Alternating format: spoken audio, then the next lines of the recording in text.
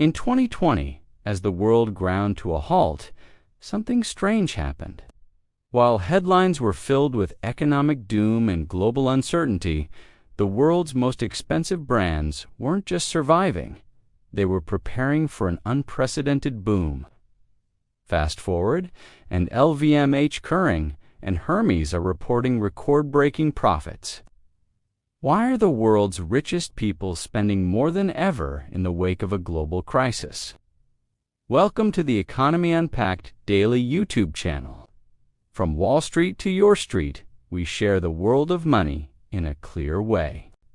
The story begins with a paradox.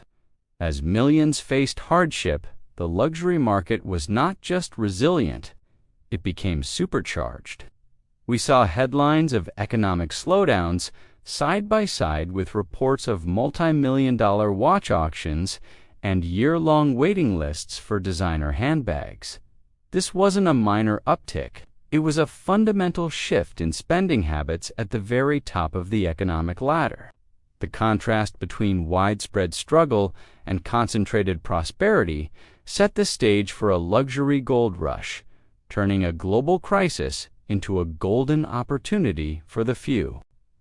This stark irony is the key to understanding the complex economic and psychological forces at play.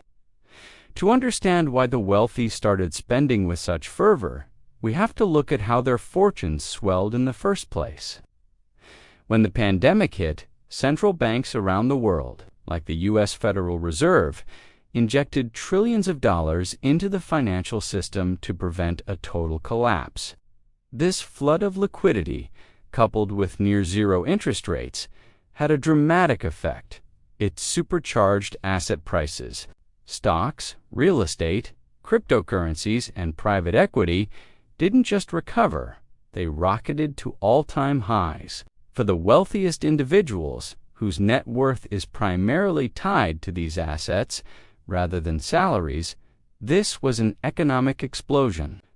A chart comparing the net worth of the world's billionaires before and after 2020 tells a clear story.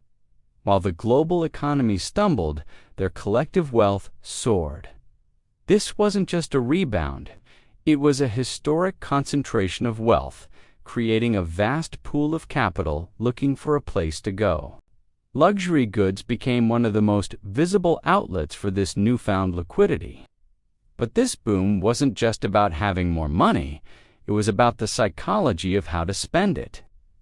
After months of lockdowns, travel restrictions, and social isolation, a powerful emotional driver emerged.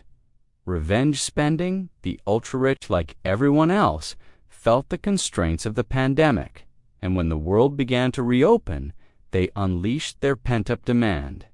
This wasn't merely consumption. It was a form of emotional compensation, a way to reclaim a sense of freedom, joy, and control. Spending on a rare timepiece, a custom-built yacht, or a closet full of haute couture became a therapeutic act, a statement of defiance against the gloom of the recent past. This psychological release explains why the spending was so immediate and so intense. It was less about the material items themselves and more about the feeling they provided, a return to normalcy, an assertion of status, and a celebration of surviving the crisis in style. As the money flowed, the very definition of luxury began to shift. The post-pandemic era accelerated a trend that was already underway. The move from conspicuous ownership to unique experiences. The new benchmark for status wasn't just about what you owned, but what you did. Old luxury was a Rolex on your wrist or a Ferrari in your driveway. New luxury is a private wellness retreat in the Swiss Alps, a seat on a suborbital spaceflight with Virgin Galactic, or commissioning a one-of-a-kind digital artwork as an NFT. These experiences offer something material goods cannot: a unique story, personal transformation, and ultimate exclusivity. You can buy the same handbag as someone else, but you can't replicate their journey to Antarctica or their private dinner prepared by a Michelin-starred chef. This evolution from material to experiential is a profound cultural change, demonstrating that in a world of mass production, true luxury is now defined by its uniqueness and the memories it creates. The geography of this luxury boom is as important as its psychology. The recovery was not uniform. It was a mosaic of regional stories. The United States led the charge, fueled by massive government stimulus and a red-hot stock market. American consumers unable to spend on international travel redirected their disposable income toward high-end goods, from luxury cars to home renovations. Meanwhile, in Europe, the revival was closely tied to the return of tourism. Cities like Paris, Milan, and London saw their luxury boutiques fill up once again with high-spending visitors from the U.S. and the Middle East. Asia, particularly China, continued its reign as a dominant force in the luxury market. Despite intermittent lockdowns, a strong domestic rebound and a growing middle and upper class ensured that demand for brands like Louis Vuitton and Gucci remained robust. This global perspective shows that the luxury market's resilience comes from its diversification, with different regions powering its growth at different times, creating a stable worldwide engine of demand. This new era of luxury is also inextricably linked with technology. The digital transformation of a traditionally conservative industry has been astonishing. Luxury brands, once reliant on the velvet trope exclusivity of their physical stores, have embraced the digital world to reinvent what it means to be exclusive. High-end fashion houses are now using artificial intelligence to offer hyper-personalized online shopping experiences, predicting customer tastes with uncanny accuracy.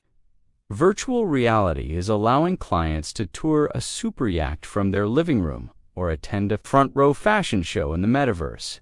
Digital authenticity, through technologies like blockchain, is solving the age-old problem of counterfeiting, guaranteeing the provenance of a rare watch or a piece of fine art. The rise of NFTs has also created an entirely new category of luxury asset, blending art, technology, and finance. This fusion shows that luxury is no longer just about heritage and craftsmanship. It's also about innovation and being at the forefront of digital culture. However, we cannot discuss this explosion of opulence without addressing the elephant in the room, the stark moral questions it raises. Against the backdrop of widening wealth inequality, the sight of such extravagant spending can feel jarring. It forces us to confront difficult questions. Is it ethical for a tiny fraction of the population to spend fortunes on discretionary goods, while many struggle with basic needs? The luxury industry is also under increasing scrutiny for its environmental impact, from the carbon footprint of private jets to the resource-intensive production of high fashion. This moral debate is becoming a central part of the conversation around luxury.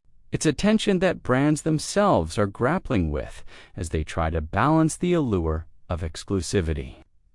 With the growing consumer demand for social responsibility and ethical practices, these discussions fuel passionate debate online and force us to reflect on the kind of society we want to live in.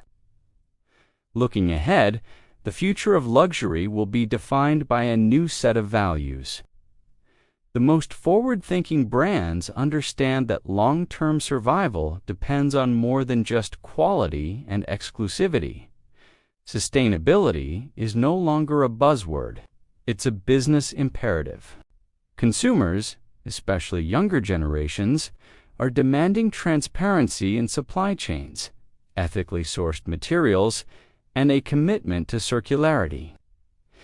This is giving rise to the slow luxury movement, which prioritizes timeless craftsmanship and durability over fleeting trends. there's also a growing focus on legacy and purpose. The ultra-wealthy are increasingly viewing their purchases not just as status symbols, but as investments in art, culture, and philanthropy. They are buying from brands that align with their values, support social causes, and are building a legacy that goes beyond profit. This final chapter suggests that luxury is evolving once more from a symbol of wealth to a vehicle for meaning, purpose, and a more conscious form of consumption. The post-COVID luxury boom is more than just a story about rich people buying expensive things. It's a complex narrative that weaves together macroeconomic policy, human psychology, technological innovation, and a deep-seated debate about our collective values. It reveals how a global crisis can accelerate change, concentrating wealth at the top while simultaneously planting the seeds for a more conscious, experiential, and sustainable future for the very meaning of luxury.